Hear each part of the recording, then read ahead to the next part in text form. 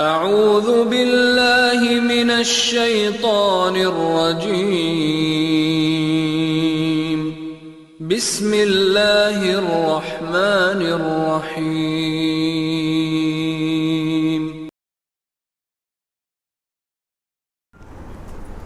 ان الحمد للہ نحمده ونستعینه ونستغفره ونؤمن به ونتوکل علیہ ونعوذ بالله من شرور أنفسنا ومن سيئات أعمالنا من يهده الله فلا مضل له ومن يضلله فلا هادي له وأشهد أن لا إله إلا الله وحده لا شريك له وأشهد أن محمدا عبده ورسوله أما بعد فإن خير الحديث كتاب الله وخير الهدي هدي محمد صلى الله عليه وسلم وشر الأمور محدثاتها وكل محدثة بدعة وكل بدعة ضلالة وكل ضلالة في النار. أعوذ بالله السميع العليم من الشيطان الرجيم. بسم الله الرحمن الرحيم.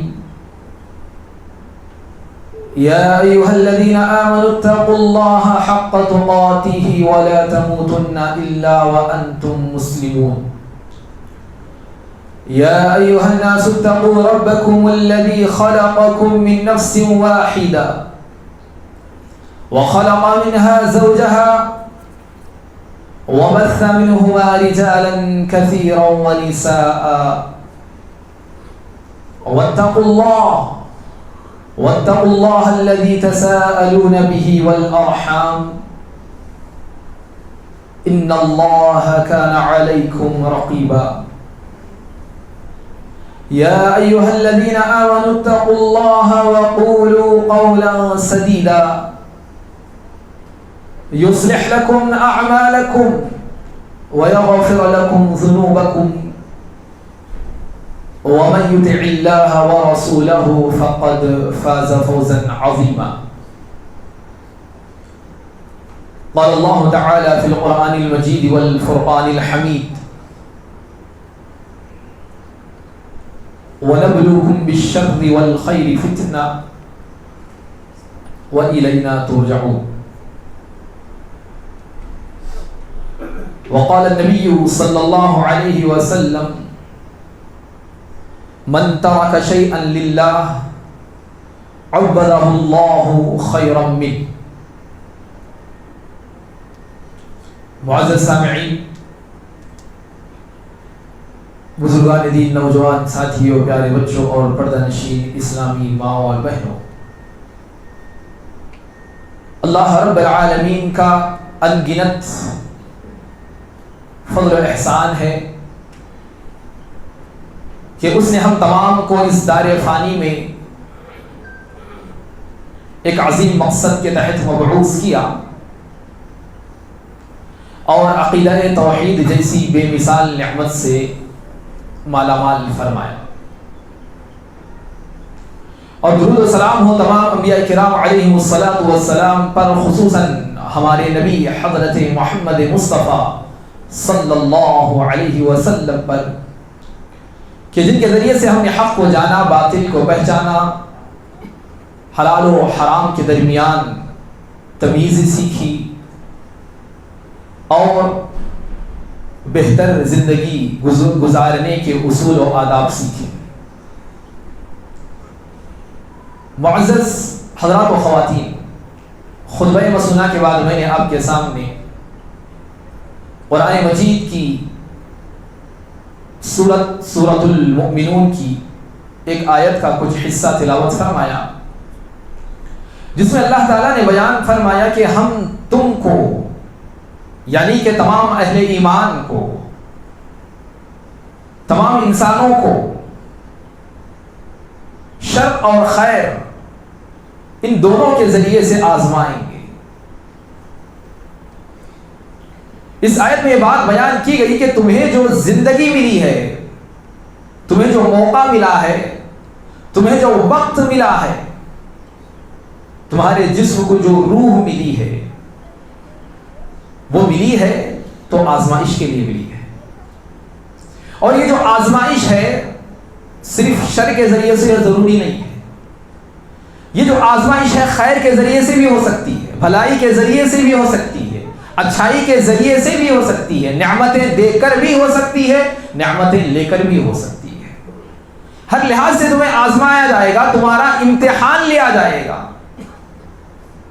پھر تمہیں اللہ کی طرف لوٹ کر جانا ہے، وہاں پر تمہاری اس زندگی میں کیے ہوئے اعمال کا فیصلہ کیا جائے گا۔ محترم سامعین، یہ جو زندگی ملی ہے، یہ زندگی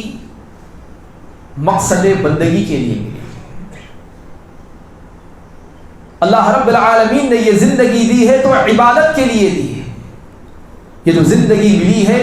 تو اللہ تعالیٰ کی رضامندی کے لیے ہے، اللہ تعالیٰ کی خوشنودی طلب کرنے کے لیے ہے۔ اور محترم سامعین، جو شخص اپنی اس زندگی کو، جو کہ امتحان ہے، جو کہ آزمائش ہے، اگر اللہ تعالیٰ کی رضا کے لیے، اللہ تعالیٰ کی محبت میں، اللہ کو خوش کرنے کے لیے اگر کوئی شخص اپنی اس زندگی میں قربانیاں دیتا ہے، اللہ کی خاطر کسی چیز کو قربان کر دیتا ہے، تو پھر یاد رکھیے اللہ تعالیٰ اس کا بہترین بدلہ اسے عطا کر دیتا ہے۔ جیسا کہ حدیث میں نے آپ کے سامنے تلاوت کی، جس میں اللہ کے رسول فرما رہے ہیں کہ من ترک شیئا للہ، کہ جو کوئی شخص اللہ تعالیٰ کے لیے، اس کی خوشنودی کے لیے، اس کی رضامندی کے لیے شیئا کسی بھی چیز کو جو اسے زندگی میں مہیا ہے، جو اسے حاصل ہے، جن چیزوں پر اسے اختیار ہے، اگر کسی بھی چیز کو کوئی شخص اللہ کی خاطر چھوڑ دیتا ہے، قربان کر دیتا ہے، اس سے جدا ہو جاتا ہے، اس سے الگ ہو جاتا ہے، اسے اپنے آپ سے دور کر دیتا ہے تاکہ اللہ کی خوشنودی مجھے حاصل ہو جائے، اللہ کے رسول فرماتے ہیں عوض اللہ خیرا من، اللہ تعالیٰ جس چیز کو اس نے چھوڑا ہے اس سے لاکھ درجے بہتر چیز اسے عطا کر دیتا ہے۔ بس شرط یہی ہے کہ اس وقت میں اس چیز کو اللہ کی خاطر چھوڑ دے۔ اس کا بہترین بدلہ اللہ تعالیٰ آخرت میں تو دے گا ہی، لیکن اس سے پہلے دنیا میں بھی اللہ تعالیٰ اس کا بدلہ ملے دیتا ہے۔ دیکھیے اس سلسلے میں کئی مثالیں قرآن مجید میں اور احادیث میں کئی واقعات ہمارے سامنے آتے ہیں۔ سب سے پہلی چیز، اگر کوئی شخص، کوئی بندہ مومن یا پھر کوئی مومنہ عورت اللہ تعالیٰ کی خاطر، اس کی محبت کے لیے اپنی کوئی محبوب چیز اللہ کے لیے قربان کر دیتے ہیں، تو پھر اللہ تعالیٰ اس سے بہترین بدلہ اسے عطا کرتا ہے۔ حضرت سلیمان علیہ السلام کو کون نہیں جاتا ہم میں سے؟ حضرت سلیمان علیہ السلام نے بہت سارے گھوڑے پال کے رکھے ہوئے تھے، کس کے لیے؟ جہاد کے لیے، اللہ کے کلمے کو بلند کرنے کے لیے بہت سارے گھوڑوں کو انہوں نے پال کر رکھا ہوا تھا۔ ایک مرتبہ گھوڑوں کی دیکھ بھال کے لیے، انہیں چیک کرنے کے لیے نکلے، گھوڑوں کا معائنہ کر رہے تھے، انہیں دیکھ رہے تھے، لہذا اس دیکھنے میں اتنے منہمک ہو گئے کہ جو شام کا جو وظیفہ، جو خاص ان کی عبادت تھی، ان گھوڑوں میں مشغولیت کے سبب وہ وظیفہ، وہ عبادت ان سے چھوٹ گئی۔ وقت نکل گیا، عبادت چھوٹ گئی۔ اس کے بعد حضرت سلیمان علیہ السلام کو احساس ہوا اور انہوں نے کہا انی احببت حب الخیر عن ذکر ربی، کہ میں نے ایک ایسی چیز کو پسند کیا، محبت کی اس سے، اور ایک ایسی چیز میں نے مشغولیت اختیار کی جو کہ اللہ کے ذکر پر غالب آ گئی، یہ گھوڑوں کی محبت اللہ کے ذکر پر غالب آ گئی، حتی توارت بالحجاب، یہاں تک کہ سورج چھپ گیا، عبادت کا وقت نکل گیا۔ لہذا اسی وقت حضرت سلیمان علیہ السلام نے وہ تمام کے تمام گھوڑوں کو جن سے آپ کو عقیدت تھی، محبت تھی،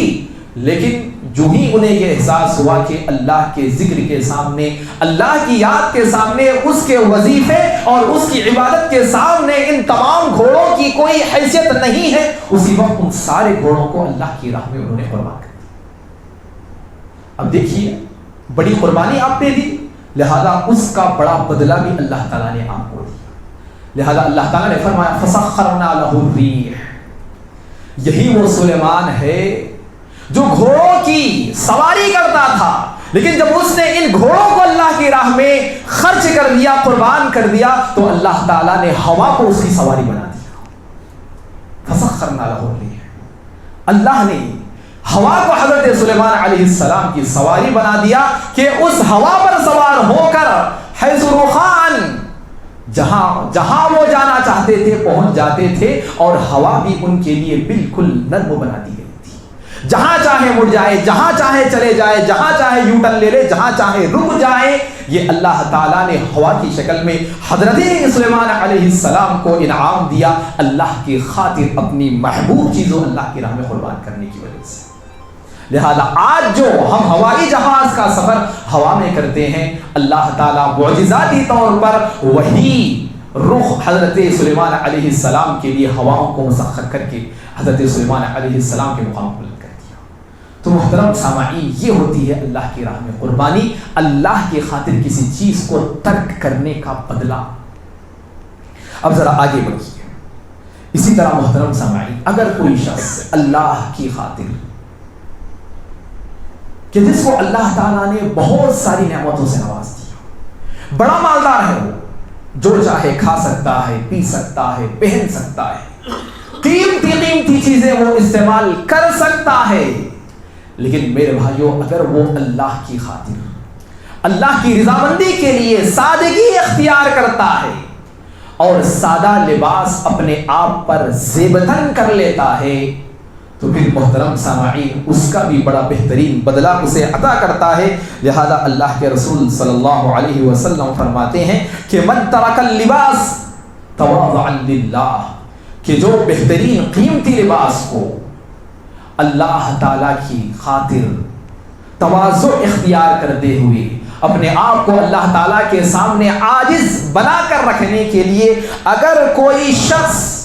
بہترین لباس کو، قیمتی لباس کو ترک کر دیتا ہے، تو اللہ کے رسول صلی اللہ علیہ وسلم فرماتے ہیں کہ اللہ رب العالمین کل قیامت کے دن ساری مخلوق کے سامنے اسے سب سے بہترین لباس پہنائے۔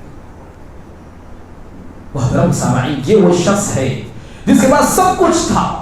وہ لوگوں کو بہت کچھ بتا سکتا تھا، وہ دکھا سکتا تھا اپنی شہرت، اپنا ایٹیٹیوڈ، اپنا اسٹیٹس، کیا کیا نہیں کر سکتا تھا، لیکن اس نے سادگی اختیار کی اللہ کو منانے کے لیے۔ ہاں، یہ چیز نہ ہو کہ میں اس لیے چھوٹا، میں مالدار ہوں لیکن میں کم قیمت والا کپڑا اس لیے پہنتا ہوں تاکہ مال جو ہے نا بچا کے رکھوں، اس کو جمع کروں۔ بخیلی کی وجہ سے سادہ لباس اختیار کرنے پر فضیلت نہیں ہے، بلکہ اللہ کی خاطر، اللہ کی تواضع کے لیے، اس کے سامنے عاجز بننے کے لیے اگر کوئی شخص اپنے لباس کو دنیا میں سادہ بنا لیتا ہے تو اللہ تعالیٰ کل قیامت کے دن سب سے قیمتی لباس اسے عطا کر دے گا۔ اسی طرح محترم سامعین، اگر کوئی شخص، دیکھیے انسان کی زندگی میں معافی کا بڑا مقام ہے، عفو درگزر، معاف کر دینا۔ انسان ہے، دوست ہے، احباب ہے، رشتہ دار ہے، اعزاء ہے، اقارب ہے، جان پہچان کے لوگ ہیں، بہت سارے معاملات ہوتے ہیں، انبن ہو جاتی ہے، بات بڑھ جاتی ہے، غصہ آ جاتا ہے، کئی مسائل ہمارے سامنے آ جاتے ہیں، لیکن میرے بھائیوں ایسے وقت میں چاہیے کہ ہم عفو درگزر سے کام لیں، معافی سے کام لیں۔ حدیث میں آتا ہے کہ ایک شخص تھا جو بڑا مالدار تھا، لوگوں کو وہ کیا کرتا تھا، قرض دیا کرتا تھا، اپنے غلام کو بھیجتا اور کہتا کہ جاؤ فلاں جو ضرورت مند ہے انہیں دو، لہذا جب لینے کا وقت آتا تو غلام کو بھیجتا اور کہتا کہ جاؤ ان سے مال لو، اگر ان کے پاس موجود ہے تو لے لینا، اگر نہیں ہے تو مہلت دو، پھر بھی نہیں ہے تو معافی کر دو۔ اور وہ یہ کہا کرتا تھا کہ شاید کہ میرے اس معاف کرنے کے سبب اللہ تعالیٰ کل قیامت کے دن مجھے معاف کر دے۔ لہذا اللہ کے رسول صلی اللہ علیہ وسلم فرماتے ہیں کہ اس شخص کا انتقال ہو گیا، اسی حال میں تھا، وہ لوگوں کو معاف کرتا، عفو درگزر کرتا، مال کی پرواہ نہیں کرتا، عفو درگزر سے کام لیتا، لہذا انتقال ہو گیا۔ اللہ تعالیٰ نے پوچھا کہ کیا لے کر آئے ہو، کیا نامہ اعمال ہے تمہارے، کتنا عمل لے کر ہمارے پاس آئے ہو؟ اس نے کہا کہ اللہ تعالیٰ میرے پاس کوئی بڑی نیکی نہیں ہے، میں نے کوئی بڑے بڑے کام انجام نہیں دیے ہیں، لیکن میں اپنی زندگی میں ایک کام کرتا تھا، لوگوں کے لیے سہولتیں پیدا کرتا تھا، لوگوں کو تنگی میں نہیں ڈالتا تھا، انہیں غصہ نہیں کرتا تھا، اپنے بڑے پن کا غلط استعمال نہیں کرتا تھا، معصوموں کی معصومیت کا فائدہ نہیں اٹھاتا تھا، مظلوموں پر ظلم نہیں کرتا تھا، عفو درگزر سے کام لیتا تھا۔ اللہ تعالیٰ بس میرے پاس یہی نیکی ہے معاف کرنے کی۔ اللہ تعالیٰ نے کہا جا آج میں نے تجھے معاف کر دیا۔ محترم سامعین، یہ کام ہونا ہے، اللہ کی خاطر ہونا ہے، چھوڑ دیجئے، بخش دیجئے، اپنے رشتہ داریوں کو باقی رکھیے، محبتوں کو بانٹیے، کب تک نفرتوں میں بدلیں گے؟ اس دولت کی بنیاد پر کیا کیا خریدنا چاہتے ہیں آپ؟ تھوڑی سی دولت کے لیے کیوں رشتہ داریوں کو خراب کرنا چاہتے ہیں آپ؟ کیوں اپنے دوستوں کو دشمن بنانا چاہتے ہیں آپ؟ کیوں مظلوموں کی مظلومیت سے فائدہ اٹھانا چاہتے ہیں آپ؟ کیوں معصوموں کی معصومیت کا خیال ہمیں کیوں نہیں آتا؟ اس دولت کی بنیاد پر، اس مال کی بنیاد پر کیوں ہم اپنے ایمان کو بیچتے ہوئے نظر آتے ہیں؟ محترم سامعین، اللہ کی خاطر معاف کر کے دیکھیے کہ اللہ تعالیٰ کس طرح آپ کے درجات کو بلند کرتا ہے۔ اور محترم سامعین، کل کا دن جو کہ میدان محشر کا دن ہے، جہاں کی ہولناکیوں سے ہم واقف ہیں اور ہم جانتے ہیں کہ وہاں پر ہماری یہ شہرت، ہمارا یہ منصب، ہمارا یہ مال، یہ ہماری دولت، یہ ہماری ٹھاٹ بات کل کے دن کام آنے والی نہیں ہے۔ وہاں پر کچھ کام آنے والا ہے تو صرف ہمارا عمل ہے۔ تو محترم سامعین، معافی کی شکل میں اللہ تعالیٰ نے ایک بہترین عمل ہمیں دے دیا ہے، لہذا اسے اپناتے ہوئے اللہ رب العالمین سے امید رکھنا ہے کہ آج میں ان لوگوں کو معاف کر رہا ہوں، اسی بنیاد پر کل قیامت کے دن اللہ تعالیٰ مجھے معاف فرما دے گا۔ محترم سامعین، اسی طرح اللہ تعالیٰ نے انسان کے اندر فطرتاً غصے کو رکھا ہے۔ کسی طبیعت میں زیادہ تیز پن ہوتا ہے، کوئی نرم دل ہوتا ہے، کوئی سخت دل ہوتا ہے، کوئی دل کا تو اچھا ہوتا ہے لیکن غصے میں بہت زیادہ آ جاتا ہے، جس کی بنیاد پر محترم سامعین ذرا سا غصہ انسان کو بہت رسوا کر کے رکھ دیتا ہے، اچھے سے اچھے تعلقات کو بگاڑ کے رکھ دیتا ہے۔ سالوں سال کے رشتے ایک دو منٹ کے غصے میں جو الفاظ ہماری زبان سے نکلتے ہیں، ان سالوں کے رشتوں کو پاش کر کے رکھ دیتے ہیں۔ لہذا محترم سامعین، غصے میں آنا فطری چیز ہے، لیکن میرے بھائیوں اسی غصے پر قابو پانا ایک مسلمان کی نشانی ہے۔ ایک مسلمان غصے میں آ کر اپنی زبان کا غلط استعمال نہیں کرتا، اس غصے کو اپنے آپ پر سوار نہیں کرتا، بلکہ اس غصے کو وہ پی جاتا ہے۔ اہل ایمان کے اللہ تعالیٰ نے یہ نشانی بنایا، وَالْكَاظِمِينَ الْغَيْظَ وَالْعَافِينَ عَنِ النَّاسِ، کہ یہ اہل ایمان تو وہ ہے جب ان پر غصہ آتا ہے لیکن یہ غصے کو دکھاتے نہیں ہیں، زبان سے اظہار اس غصے کا نہیں کرتے، بلکہ اس غصے کو وہ پی جاتے ہیں، اپنی حالت کو بدل لیتے ہیں۔ وہ کھڑے ہوتے ہیں تو بیٹھ جاتے ہیں، وہ ٹھہرے ہوئے تو غائب ہو جاتے ہیں، نکل کر اس جگہ سے چلے جاتے ہیں کہ کہیں میری زبان کی وجہ سے کسی اور کو تکلیف نہ پہنچے اور میری تکلیف کا نشانہ وہ شخص نہ بن جائے۔ اللہ کے رسول صلی اللہ علیہ وسلم فرماتے ہیں کہ من کظم غیظا وهو قادر، کہ جو شخص غصے کو پی جاتا ہے اس حال میں کہ وہ قدرت رکھتا ہے اس بات پر کہ آگے والے پر اپنے غصے کو نکالے، پوری قوت ہے، پوری طاقت ہے،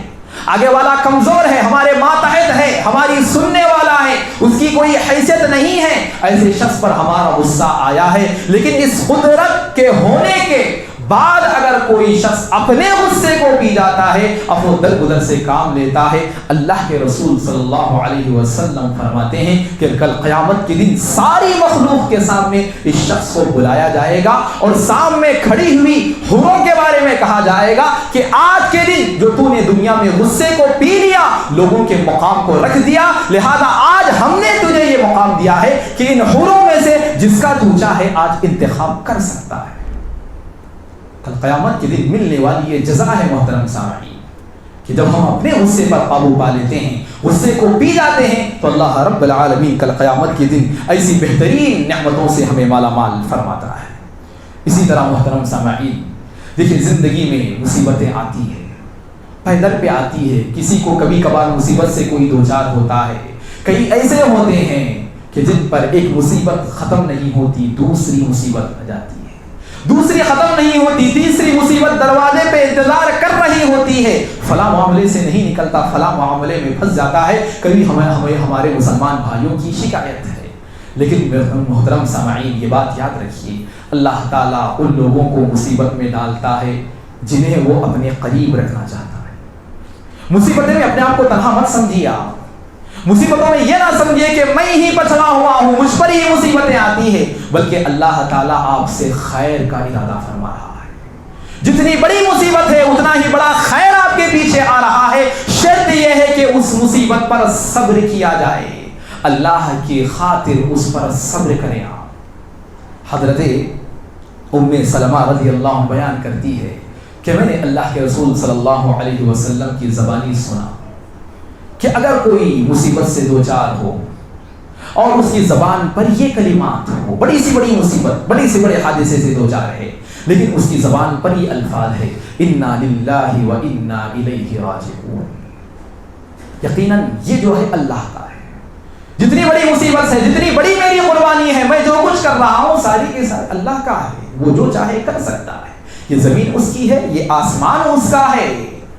ان دونوں کے درمیان جو چیزیں ہیں یہ اللہ کی ہے، وہ جب چاہے دیتا ہے، جب چاہے چھین لیتا ہے۔ انا للہ و انا الیہ راجعون، اور ان تمام چیزوں کو اسی کی طرف لوٹنا ہے۔ اللہم اجرنی فی مصیبتی، اے اللہ تعالیٰ اس مصیبت میں تو میری نگہبانی کر لے، ہم تیری پناہ میں آتے ہیں، واخلف لی خیرا منہا، اور جس مصیبت میں ہم مبتلا ہے اس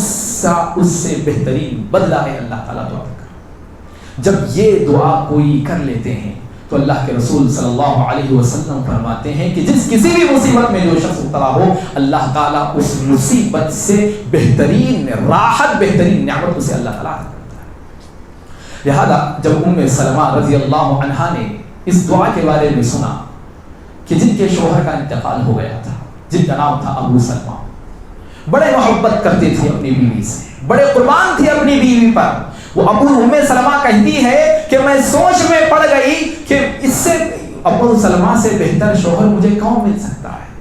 وہ مجھے کتنا پیار کرتا تھا، میرے کیسے حقوق ادا کرتا تھا، میری زندگی اس کے ساتھ کتنی خوشحال تھی، ایسا شوہر مجھے کہاں مل سکتا ہے۔ لیکن وہ کہتی ہے کہ پھر میرے دل کو قرار آ گیا، چین آ گیا، اور میں اس دعا کا ورد کرتی رہی، بارہا اس دعا کو پڑھتی رہی کہ جو ہوا میرے ساتھ ہوا، میں بیوہ ہو گئی۔ محترم سامعین، بیوہ ہونا معمولی بات نہیں ہے، جو عورتیں بیوہ ہو چکی ہیں ان سے پوچھیے کہ مرد کا زندگی سے نکل جانا کتنا بڑا امتحان ہوتا ہے، کیسی مصیبتوں سے اسے دوچار ہونا پڑتا ہے، معاشرے کی کیسی باتیں اسے جلی کٹی باتیں سننی پڑتی ہے، کس طرح اس پر حملے ہوتے ہیں نفسیاتی طور پر۔ محترم سامعین، ایک بیوہ عورت ہی اس چیز کو جان سکتی ہے، لیکن میرے بھائیوں اللہ کی خاطر اگر کوئی اس معاملے میں صبر سے کام لیتا ہے، وہ یہی سمجھتا ہے کہ جو مصیبت مجھ پر آئی ہے یہ اللہ کی رضامندی سے آئی ہے، اللہ تعالیٰ حکیم ہے، وہ جانتا ہے اس کی مصلحت کیا ہے، لہذا وہ صبر کرتے ہوئے اپنی زبان پر حرف شکایت لانے کے بجائے اللہ رب العالمین سے دعا مانگتی ہے، یا پھر کوئی شخص دعا مانگتا ہے اس دعا کو۔ لہذا حضرت ام سلمہ بیان کرتی ہے کہ میں یہ دعا پڑھتی رہی، ہوا ایک دن یوں کہ اللہ کے رسول صلی اللہ علیہ وسلم نے خود میرے لیے نکاح کا پیغام بھیج دیا،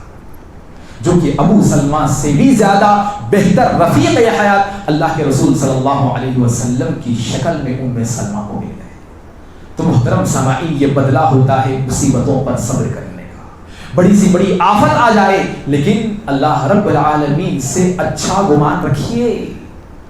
اللہ رب العالمین کے بارے میں برا گمان مت رکھیے،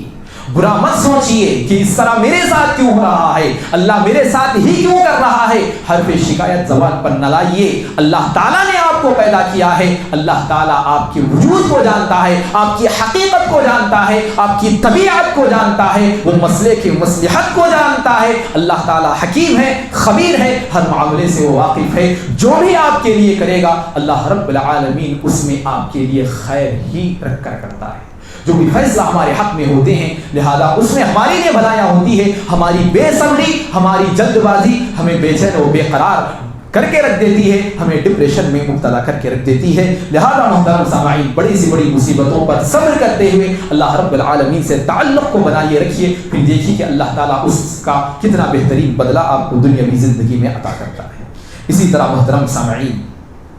یہ بات بھی یاد رکھیے، اللہ کے فیصلوں پر ہمیشہ ہمیں راضی رہنا ہے۔ ہماری زندگی میں کئی فیصلے ایسے ہو جاتے ہیں کہ جو کہ زبردستی کے ہوتے ہیں، ہم چاہتے نہیں ہیں، لیکن ایسے حالات آ جاتے ہیں کہ وہ فیصلے ہم پر مسلط ہو جاتے ہیں۔ ایسے فیصلوں پر راضی رہیے،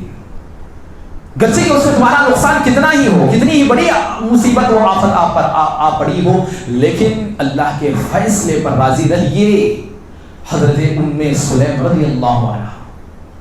کہ چھوٹے بچے کا انتقال ہو جاتا ہے، وہ بھی کم ہو جاتا ہے جبکہ ان کے شوہر ابو طلحہ سفر سے واپس آئے ہیں، اسی دن چھوٹے بیٹے کا انتقال ہو جاتا ہے۔ لیکن میرے بھائی دیکھیے اللہ کے لیے صبر کیسا ہے ام سلیم کا۔ ماں اپنے بچے کی وفات پر کتنا نہیں تڑپتی، کتنا نہیں مچلتی، لیکن اللہ کی خاطر انہوں نے صبر سے کام لیا۔ لہذا ام سلیم نے اپنے رشتہ داروں سے کہا کہ میرے اس بچے کی وفات کی خبر ابھی ابو طلحہ کو نہیں دینا، ان کے باپ کو نہیں دینا، لہذا اس خبر کو دبا کر رکھا گیا۔ اس کے بعد ام سلیم کہتی ہے کہ میرے شوہر آئے سفر سے تھکے ہوئے تھے، لہذا رات انہوں نے بسر کی، میں بھی بنی صبری، میں بھی اچھے حال میں ان کے پاس گئی، لہذا اس کے بعد انہوں نے خواہش کی تکمیل کی۔ اس کے بعد میں نے اپنے شوہر سے کہا کہ دیکھو اگر کوئی شخص تمہارے پاس کوئی ایک امانت لا کر رکھتا ہے، اس کے بعد اس امانت کو آپ سے مانگ لیتا ہے تو تم کیا کرتے ہو؟ ابو طلحہ نے کہا کہ ہاں میں بالکل اس امانت کو اسے لوٹا دیتا ہوں۔ تو اس کے بعد ام سلیم نے حضرت ابو طلحہ سے کہا کہ دیکھو اللہ تعالیٰ نے بھی تمہیں ایک بچے کی شکل میں امانت دی تھی، آج اللہ تعالیٰ نے اس امانت کو اپنے پاس بلا لیا ہے۔ اتنی ہی بات کہنا تھا، حضرت ابو طلحہ رنجیدہ ہو گئے، ذرا غمزدہ ہو گئے کہ میرے بچے کا انتقال ہو گیا، میری بیوی نے مجھے اطلاع نہ دی، فطری طور پر آپ ذرا رنجیدہ ہو گئے۔ لیکن جو ہی صبح ہوئی اللہ کے رسول کے پاس آئے اور اللہ کے رسول صلی اللہ علیہ وسلم کے پاس آ کر سارا ماجرا سنایا کہ ام سلیم نے کس طرح اس معاملے کو انجام دیا اور صبر کا پہاڑ بن کر انہوں نے بیوی کا شوہر کے لیے جو کردار ہوتا ہے، جو کردار انہوں نے اپنایا ہے، اس کردار کو حضرت ابو طلحہ نے اللہ کے رسول صلی اللہ علیہ وسلم کے پاس رکھا تو اللہ کے رسول صلی اللہ علیہ وسلم نے انہیں خیر و برکت کی دعائیں دی۔ لہذا اس کے بعد اس حدیث کو بیان کرنے والے راوی سفیان بن عیینہ فرماتے ہیں کہ ایک انصاری صحابی نے کہا کہ جس رات حضرت ام سلیم کے بچے کا انتقال ہوا تھا جس دن، اور اس رات حضرت ابو طلحہ سے ام سلیم نے جو اپنی خواہش کی تکمیل کی، اس صحبت سے جو بچہ اللہ رب العالمین نے دیا تھا انہیں، اسی بچے کی 9 اولادیں میں نے اپنی آنکھوں سے دیکھی۔ محترم سامعین، یہ بدلہ ہوتا ہے جو اللہ رب العالمین صبر کرنے والوں کو دیتا ہے۔ لہذا ایک بچے کی وفات پر انہوں نے صبر کی، اللہ تعالیٰ نے ان کی اولاد کو 9 اولادوں سے نواز دیا۔ محترم سامعین، یہ معاملات ہمارے ساتھ بھی پیش آ سکتے ہیں، اللہ تعالیٰ کی یہ مہربانیاں بھی ہمارے ساتھ ہو سکتی ہے، لیکن میرے بھائیو یاد رکھو اللہ تعالیٰ کی مہربانی کے لیے ہمیں قربانی دینے کی ضرورت پڑتی ہے۔ اللہ کی راہ میں کسی بھی چیز کو چھوڑ کے دیکھیے، اللہ کے لیے چھوڑ کے دیکھیے، اللہ کی محبت کی خاطر ان تمام چیزوں کو چھوڑ کر دیکھیے، پھر اللہ رب العالمین کس طرح آپ کو نوازتا ہے۔ اسی طرح محترم سامعین، آخری چیز ہے کہ اگر کوئی شخص اپنے آپ کو اپنی زندگی میں بدکاری سے، بے حیائی سے، زناکاری سے، فحاشی سے، آوارگی سے اپنے آپ کو بچا لیتا ہے، اللہ کی خاطر اس گناہ کو، اس جرم عظیم کو چھوڑ دیتا ہے، تو پھر اللہ تعالیٰ بھی اس کا بہترین بدلہ اسے زندگی میں عطا کرتا ہے۔ شرط یہ ہے کہ محترم سامعین اس معاملے میں قربانی دی جائے، خصوصاً محترم سامعین زناکاری کا بدکاری کا یہ معاملہ بڑا نازک اور حساس ہے. بہت ساروں کے قدم اس معاملے میں پھسل جاتے ہیں, بہت سارے لڑکیوں کے قدم پھسل جاتے ہیں, بہت سارے لڑکوں کے قدم پھسل جاتے ہیں. لہذا اس معاملے میں اللہ کا خوف اگر کوئی بندہ اپنے دل میں پیدا کر کے اس گناہ سے بچ جاتا ہے تو اللہ رب العالمین اس کا بہترین اجر اسے زندگی میں دیتا ہے. لہذا غار والوں کا واقعہ ہم جانتے ہیں کہ جب غار کا منہ بند ہو گیا, اب اس کے کھلنے کا کوئی راستہ نہیں تھا. لہذا 3 لوگوں نے 3 دعائیں اللہ رب العالمین سے اس مصیبت سے باہر آنے کے لیے کی تھی. ان میں سے ایک شخص وہ تھا کہ جس کی جدازاد بہن اسے بہت زیادہ پسند تھی, جس سے وہ محبت کرتا تھا, جس سے اس سے ملنا وہ چاہتا تھا, اپنی خواہش کی تکمیل کرنا چاہتا تھا, اپنی ہوس کی آگ کو وہ بجھانا چاہتا تھا. لہذا کئی مرتبہ اس نے کوششیں کی لیکن وہ عورت راضی نہ ہوئی. لیکن ایک وہ وقت بھی آیا کہ وہ راضی ہو گئی. لہذا جب وہ اس قبیح گندے کام کو کرنے کے قریب ہو گئے تھے, لیکن اسی وقت اس عورت نے اسے احساس دلایا کہ دیکھ اللہ رب العالمین سے ڈر, اس گناہ سے بچ, اللہ رب العالمین کا خوف اپنا اندر پیدا کر لے. لہذا وہ شخص کہتا ہے جس طرح اس نے کہا اسی وقت اے اللہ تعالیٰ تیرا خوف میرے دل میں پیدا ہو گیا تھا, لہذا اس بدترین گناہ سے میں نے اپنے آپ کو بچا لیا تھا. اے اللہ اگر یہ گناہ میں نے تیرے خاطر چھوڑ دیا ہے تو اس مصیبت سے تو مجھے باہر نکال لے. محترم سامعین جو ہی اس نے دعا کی اللہ تعالیٰ نے اس چٹان کو سرکا دیا. محترم سامعین اس طرح بڑی سی بڑی مصیبتوں سے اللہ کے خاطر گناہوں کو چھوڑنے کے سبب یہ بڑی سی بڑی مصیبتوں سے ہم اپنے آپ کو بچا سکتے ہیں. ہم نہیں جانتے کہ کون سی مصیبتیں ہم پر آنے والی ہیں, کون سے آفت کے پہاڑ ہم پر ٹوٹنے والے ہیں. محترم سامعین اس سے پہلے یہ گناہوں کے دلدل سے اپنے آپ کو بچا لیجئے. ممکن ہے کہ اللہ رب العالمین بڑی سی بڑی مصیبتوں سے ہمیں بچا لے. اسی طرح محترم سامعین جو شخص اس ذلت و رسوائی میں ڈالنے والے گناہ سے اپنے آپ کو بچا لیتا ہے, اللہ رب العالمین اسے عزت و عروج اور ترقی عطا کرتا ہے. حضرت یوسف علیہ السلام کا قصہ کون نہیں جانتا. ملکہ مصر, ملک کی رانی نے, شہزادی نے, ملکہ حسن نے حضرت یوسف علیہ السلام کو دعوت گناہ دیا. کہا ہے تلک آؤ میرے پاس آؤ, اپنی خواہشہ میری خواہش کی تکمیل کرو. سارے دروازے بند کر دیے گئے, جتنے راستے تھے گناہ آگ دلانے کے سارے راستوں کو بند کر دیا گیا. لیکن محترم سامعین اس وقت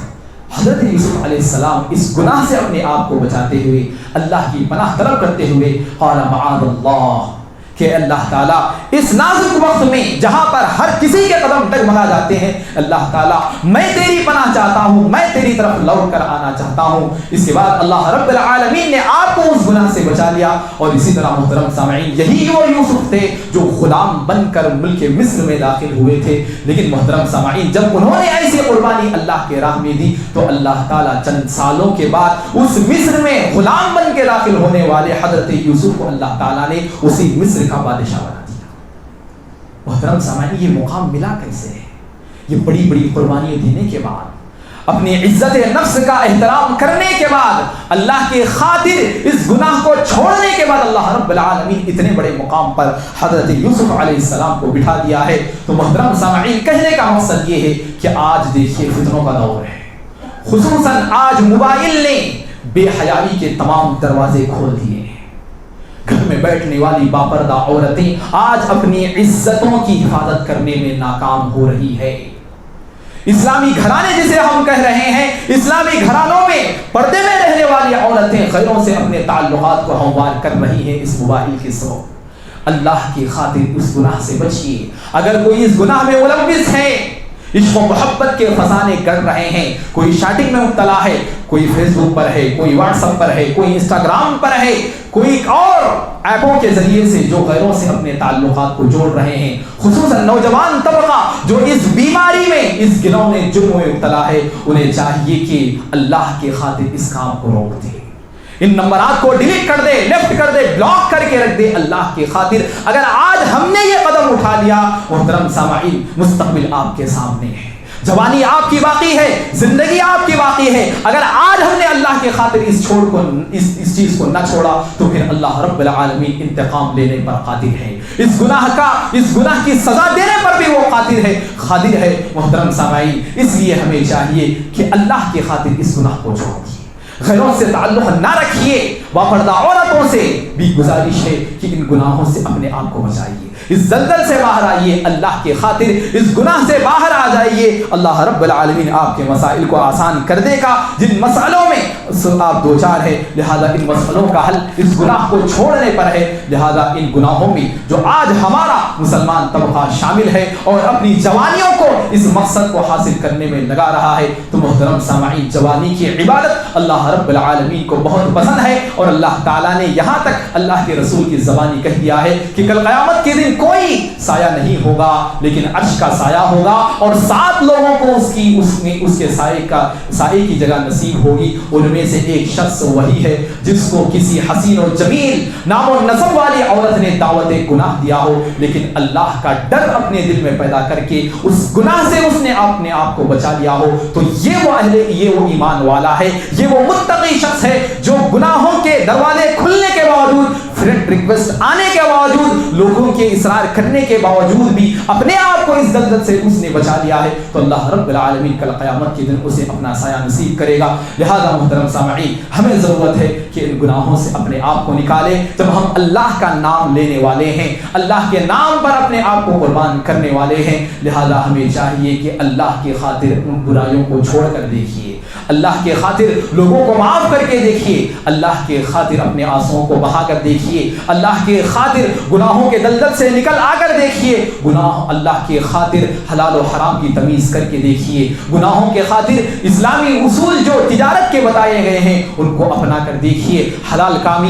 کمائی کما کر دیکھیے، غیر مناسب رشتوں کو چھوڑ کر دیکھیے، محبتوں کو بانٹ کر دیکھیے، رشتوں کو جوڑ کر دیکھیے، تعلقات کو بنا کر دیکھیے، اللہ کی خاطر ہر نیکی کو کر کے دیکھیے، ہر گناہ کو کر کے چھوڑ کر دیکھیے. پھر اللہ رب العالمین کس طرح آپ کو انعام و اکرام سے نوازے گا، کس طرح آپ کو اپنی پریشانیوں سے نکالے گا، کس طرح مصیبتیں آپ کی اللہ رب العالمین کی رحمتوں میں بدل سکتی ہے، کس طرح آپ کی آزمائشیں آپ کے لیے کامیابی کا زینہ بن سکتی ہے. شرط یہ ہے کہ اللہ کے خاطر ہر کام کرنے کی آج ہمیں ضرورت ہے. اللہ رب العالمین سے دعا ہے کہ اللہ تعالی ہم تمام کو اللہ کی خاطر اپنی ہر محبوب اور پسندیدہ چیز کو چھوڑنے کی توفیق دے. اللہ رب العالمین کی راہ میں اپنے آپ کو قربان کرنے کی ہمیشہ اللہ رب العالمین ہمیں یہ اپنے اندر جذبہ پیدا کرنے کی توفیق دے. اللہ تعالی ہم تمام کو اس دور پرفتن میں صراط مستقیم پر چلائے. اللہ تعالی ہمارے ایمان کی یاد رکھ لے، ہمارے ایمان کی حفاظت فرمائے. اللہ تعالی ہم سب کے گناہوں کو معاف فرمائے،